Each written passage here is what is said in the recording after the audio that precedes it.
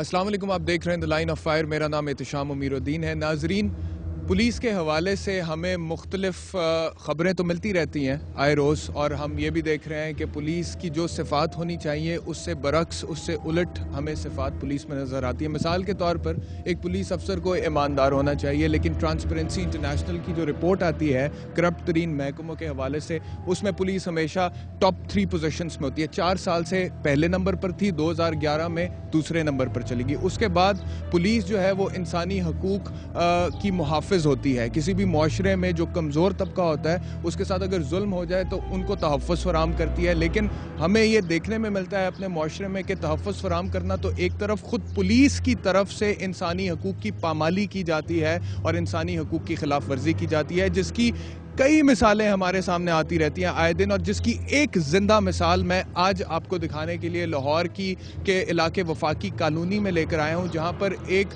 نوجوان محمد عمران، جس کی عمر 25 سال کے قریب تھی، مبینہ طور پر پولیس نے اس پر اتنا تشدد کیا کہ اس کی موت واقع ہو گئی. یہ کیا کہانی ہے، آئیے آپ کو بتاتے ہیں.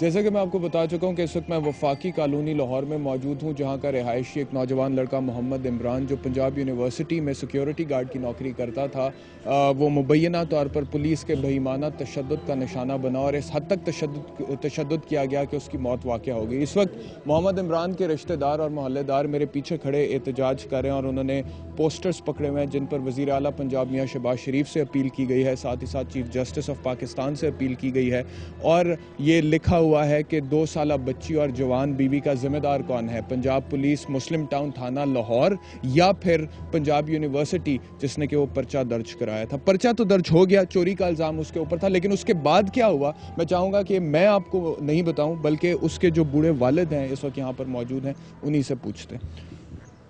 السلام علیکم چاچا. وعلیکم السلام. ہاں جی چاچا، کیا واقعہ ہے، کیا ہوا ہے؟ جی وہ اپنی ڈیوٹی تے جا رہا سی جی.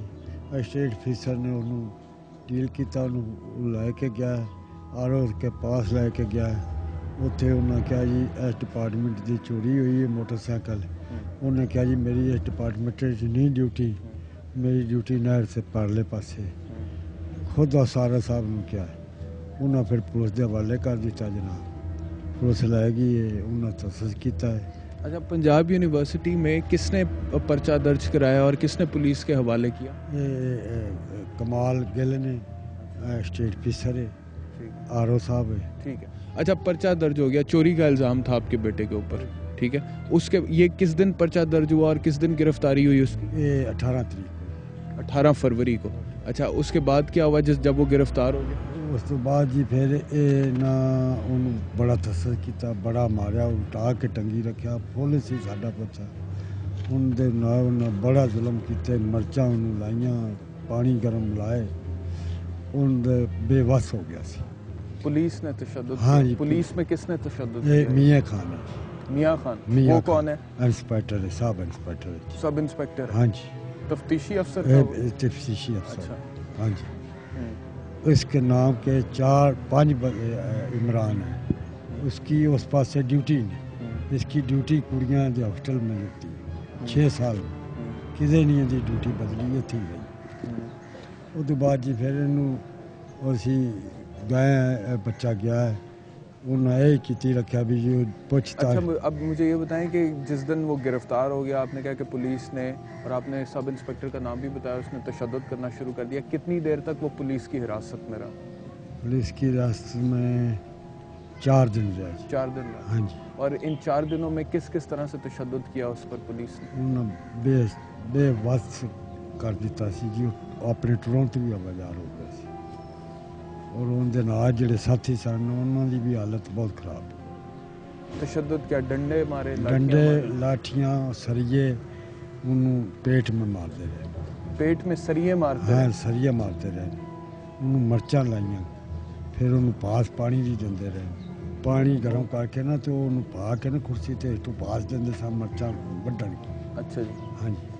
और ये जो आप कह रहे हैं सरिये मारे, हाँ जी, ये पेट में सीधा सरिये मारे, पेट में मार जा रहा है, जिसकी वजह से अंदर से उसके जिस्मानी आज़ा जख्मी हो गए। जख्मी हो गए। फिर शेख ज़ाद लेके गए। अच्छा, इससे पहले कि मेडिकल की आप बात करें, बाकी आप कह रहे हैं कि पुलिस वालों ने मारा उसको, सरिये भी मारे पेट में, जिस्मानी आज़ा उसके जख्मी हो गए। अभी आप थोड़ी देर पहले मुझे ऑफ द कैमरा बता रहे थे कि उसे खून की उल्टियाँ भी आती रही। हाँ जी, आई हैं। उत्थे जैसे शेख ज़ाद लगाए ना उन्होंने दी पनाह ਉਹਨਾਂ ਕੋਲ ਥੋੜਾ ਜਿਹਾ ਉਹ ਹੀ ਲਗਾਏ ਨੇ ਰਾਤ ਨੂੰ 1:30 ਵਜੇ ਉਹਨਾਂ ਉਥੋਂ ਟੀਕੇ ਲਵਾਏ ਨੇ। ठीक है, उसके बाद वो शेख ज़ाद से वापस थाने में ले आए। थाने उसके बाद फिर क्या हुआ? ਉਸ ਤੋਂ ਬਾਅਦ ਜੀ ਅਸੀਂ ਨਹੀਂ ਪਹੁੰਚੇ, ਬੱਚਾ ਜਾਂਦਾ ਰਿਹਾ।